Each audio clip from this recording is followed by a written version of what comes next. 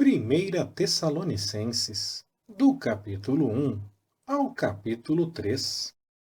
Paulo, Silvano e Timóteo, à Igreja dos Tessalonicenses, em Deus Pai e no Senhor Jesus Cristo, graça e paz vos sejam dadas. Sempre damos graças a Deus por vós todos, fazendo menção de vós em nossas orações, lembrando-nos sem cessar da vossa obra de fé, do vosso trabalho de amor e da vossa firmeza de esperança em nosso Senhor Jesus Cristo, diante de nosso Deus e Pai, conhecendo, irmãos, amados de Deus, a vossa eleição, porque o nosso Evangelho não foi a vós somente em palavras, mas também em poder, no Espírito Santo e em plena convicção, como bem sabeis quais fomos entre vós por amor de vós. E vós vos tornastes imitadores nossos e do Senhor, tendo recebido a palavra em muita tribulação, com gozo do Espírito Santo. De sorte que vos tornastes modelo para todos os crentes na Macedônia e na Acaia. Porque, partindo de vós, fez-se ouvir a palavra do Senhor, não somente na Macedônia e na Acaia, mas também em todos os lugares a vossa fé para com Deus se divulgou, de tal maneira que não temos necessidade de falar coisa alguma, porque eles mesmos anunciam de nós qual a entrada que tivemos entre vós, e como vos convertestes dos ídolos a Deus, para servirdes ao Deus vivo e verdadeiro, e esperardes dos céus a seu Filho, a quem ele ressuscitou dentre os mortos, a saber, Jesus, que nos livra da ira vindoura. Porque vós mesmos sabeis, irmãos, que a nossa entrada entre vós não foi vã, mas, havendo anteriormente padecido e sido maltratados em Filipos, como sabeis, tivemos a confiança em nosso Deus para vos falar o Evangelho de Deus em meio de grande combate. Porque a nossa exortação não procede de erro, nem de imundícia, nem é feita com dolo, mas, assim como fomos aprovados por Deus para que o Evangelho nos fosse confiado, assim falamos, não para agradar aos homens, mas a Deus, que prova os nossos corações.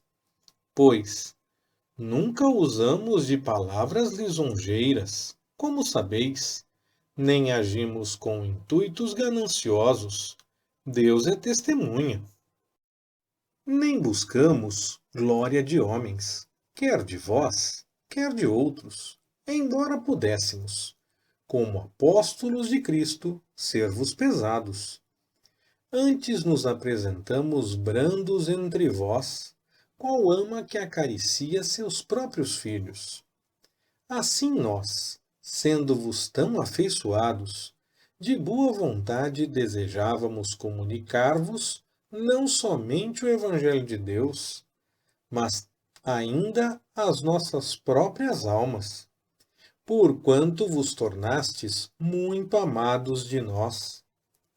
Porque vos lembrais, irmãos, do nosso labor e fadiga, pois, trabalhando noite e dia, para não sermos pesados a nenhum de vós, vos pregamos o Evangelho de Deus.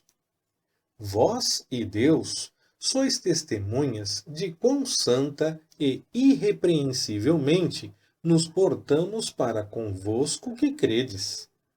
Assim como sabeis de que modo vos tratávamos a cada um de vós, como um pai a seus filhos, exortando-vos e consolando-vos, e instando que andasseis de um modo digno de Deus, o qual vos chama ao seu reino e glória, Por isso nós também, sem cessar, damos graças a Deus, porquanto vós, havendo recebido a palavra de Deus que de nós ouvistes, a recebestes, não como palavra de homens, mas, segundo ela é na verdade, como palavra de Deus, a qual também opera em vós que credes.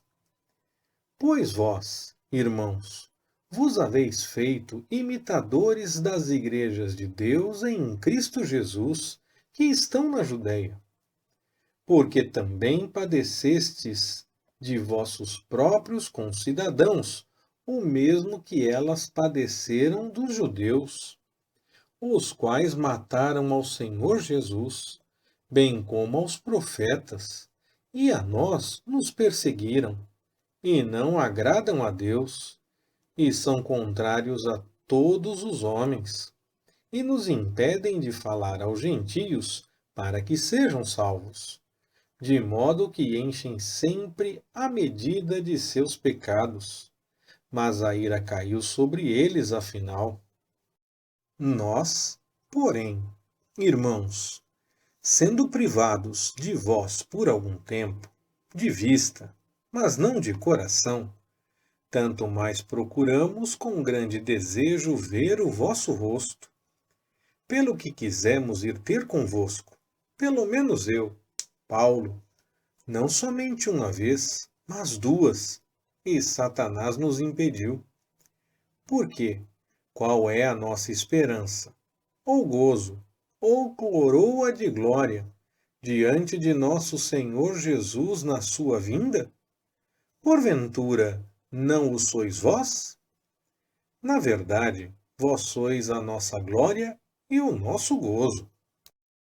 Pelo que, não podendo mais suportar o cuidado por vós, achamos por bem ficar sozinhos em Atenas, e enviamos Timóteo, nosso irmão, e ministro de Deus no Evangelho de Cristo, para vos fortalecer e vos exortar acerca da vossa fé, para que ninguém seja abalado por estas tribulações, porque vós mesmos sabeis que para isto fomos destinados.